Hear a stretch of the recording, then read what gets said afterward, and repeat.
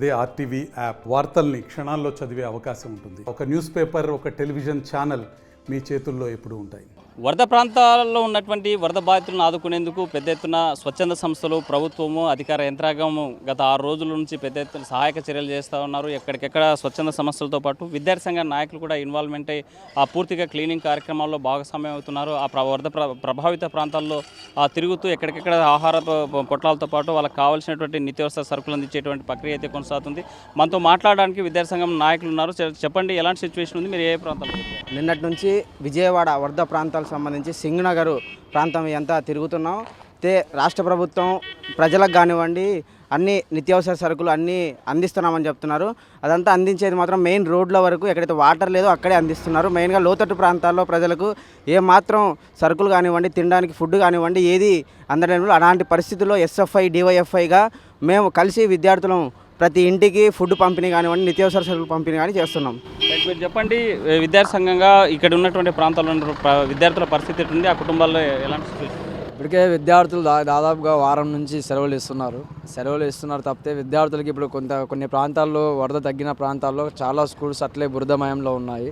అటు వెంటనే రాష్ట్ర ప్రభుత్వం స్పందించి మొత్తం బురద అంతా క్లీన్ చేసి శానిటైజేషన్ మొత్తం వేసి విద్యార్థుల ఆరోగ్యాలు దృష్టిలో పెట్టుకొని వాళ్ళకి అన్ని రకాల సౌకర్యాలు అందించాలి. ప్రధానంగా వరదల్లో మునిగినటువంటి స్కూల్లో విద్యార్థులందరూ కూడా ప్రత్యేక ప్యాకేజీ అందించి స్కాలర్షిప్స్ అయితేనేది, వాళ్ళ కుటుంబానికి అనేక రకాల నిత్యావసర సరుకులు అయితేనేది, యూనిఫామ్స్ ఇవన్నీ కూడా వెంటనే తక్షణమే రాష్ట్ర ప్రభుత్వం విద్యాశాఖ మంత్రి కూడా వెంటనే నారా లోకేష్ గారికి స్పందించి విద్యార్థులకు ప్రత్యేక అవసరాలు తీర్చేందుకు చర్యలు తీసుకోవాలని మేము కోరుతున్నాం. ఎస్ఎఫ్ఐ ప్రధానంగా విద్యార్థులకు సంబంధించినటువంటి ఈ ప్రాంతంలో సర్టిఫికేట్స్ పోగొట్టుకునేటువంటి వాళ్ళు, పుస్తకాలు పోయినటువంటి వారు ఉన్నారు. అలాంటివన్నీ ఏం చేయాలి?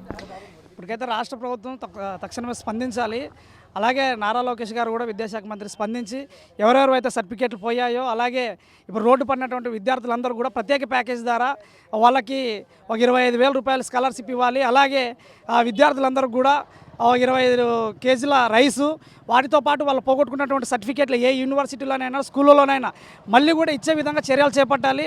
అలాగే ఇప్పుడు నీటి మునిగినటువంటి ఏ అయితే వార్డులు ఉన్నాయో వాటిని కూడా తక్షణమే క్లీన్ చేయించి అక్కడ శానిటైజర్ అన్ని ఇచ్చే అవకాశాలు చూడాలి.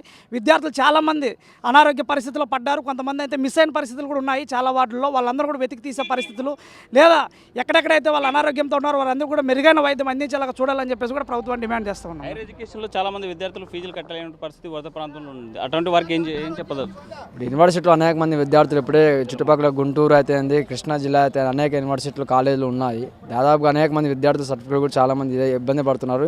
ప్రైవేట్ కాలేజీలన్నీ కూడా మానవత దృక్పథంతో ఇప్పటికే ఇన్వాల్వ్ అవుతున్నాయి. అటు రాష్ట్ర ప్రభుత్వం కూడా ప్రత్యేకంగా యూనివర్సిటీకి ఆదేశాలు ఇవ్వాలి. ఏ విద్యార్థులు కూడా యూనివర్సిటీలో ఎగ్జామ్ ఫీజు అయితే ఏంది, కోర్స్ ఫీజు అయితే ఏంది, అదేవిధంగా ఇప్పుడు ఉన్నటువంటి ఎగ్జామ్స్ సంబంధించి ఏవైతే అంటే అన్ని రకాల ఫీజులు గవర్నమెంట్ రద్దు చేయాలి.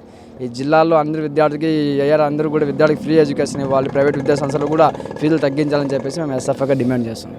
విద్యార్థి సంఘంగా ఒకటే డిమాండ్ చేస్తున్నారు, వరద ప్రాంత విద్యార్థులకి అన్ని రకాల ప్యాకేజ్ ఇవ్వాలి. ముఖ్యంగా ప్రత్యేక స్కాలర్షిప్స్ ఇస్తూ ప్రతి కుటుంబానికి 25 కేజీల బియ్యాన్ని సప్లై చేయాలి. ఆ వరద ప్రభావిత ప్రాంతంలో ఉన్నటువంటి విద్యార్థులకి ఫీజులు పూర్తి స్థాయిలో మాఫీ చేయాలని డిమాండ్ చేసేటువంటి పరిస్థితి స్పష్టంగా కనిపిస్తుంది. వీడియో జర్నలిస్ట్ శ్రీనివాస్తో హుసేన్, RTV, అజిత్ సింగ్ నగర్ నుంచి. మరిన్ని వీడియోస్ కోసం ఛానల్ ని సబ్స్క్రైబ్ చేయండి. లేటెస్ట్ అప్డేట్స్ కోసం వాట్సాప్ ఛానల్ ని ఫాలో చేయండి. అండ్ లింక్ డిస్క్రిప్షన్ లో ఉంది.